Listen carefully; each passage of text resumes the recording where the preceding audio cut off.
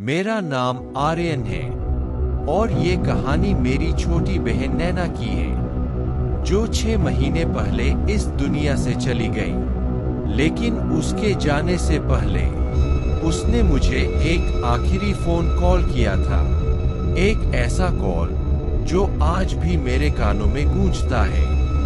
वो नवंबर की एक ठंडी और बारिश भरी रात थी। मैं ऑफिस से देर से घर लौटा था, थका हुआ था। दरवाजा खोल ही रहा था कि मोबाइल बजा। कॉलर आईडी नैना कॉलिंग। मैं चौंक गया। नैना तो एक हफ्ते से हॉस्टल में थी और हम दोनों की कोई बात नहीं हुई थी। मैंने तुरंत कॉल उठाया। नैना, तू ठीक है? लेकिन उधर से सिर्फ स्टैटिक नॉइज आ रही थी, जैसे कोई सुरंग से बोल रहा हो। फिर उसकी डरी हुई कांपती आवाज आई, भैया, मुझे यहाँ से निकालो, ये लोग मुझे जिंदा नहीं छोड़ेंगे। मैं घबरा गया। कौन लोग? नैना, क्या हो रहा है? वो बस इतना ही बोल पाई, वही पुराना कमरा जहां हम बचपन में खेलते थे, याद है? और कॉल कट हो गया। मैं बिना कुछ सोचे नैना के हॉस्टल की ओर भागा। वहां पहुंचा तो वार्डन ने जो कहा वो सुनकर मेरे पैरों तले जमीन खिसक गई। बेटा, नैना की मौत तो कल ही हो गई थी, आत्महत्या, पुराने स्टोर रूम में। मैं पत्थर हो गया। लेकिन वो कॉल, मुझे बचपन की एक जगह याद आई। हमारे गांव के बाहर एक पुराना खंडे है जहां हम खेलते थे, जहां मां जाने से मना करती थी। वहां पुराने साए रहते हैं। मां कहती थी, जो आत्माओं को अपने साथ बांध लेते हैं।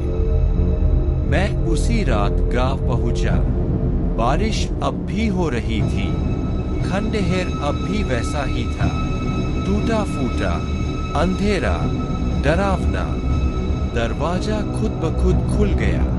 अंदर एक पुरानी कुर्सी थी और सामने एक ब्लैक एंड व्हाइट टीवी, जिसमें कोई सिग्नल नहीं था, सिर्फ स्टैटिक। जैसे ही मैं करीब गया, टीवी में अचानक नैना का चेहरा उभरा।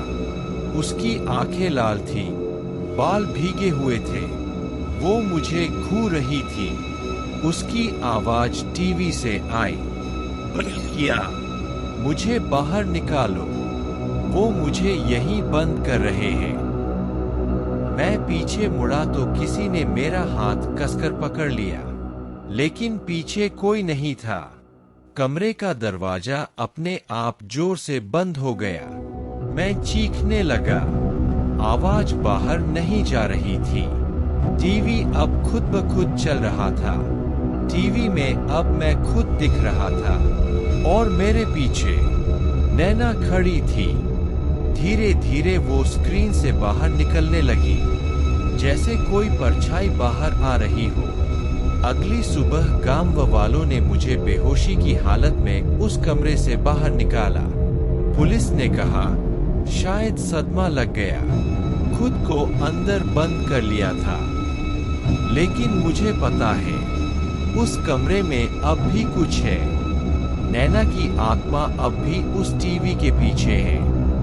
मैं हर हफ्ते वहां जाता हूँ, टीवी के सामने बैठकर बस यही कहता हूँ, नैना, अगर तू सुन सकती है, एक बार फिर कॉल कर।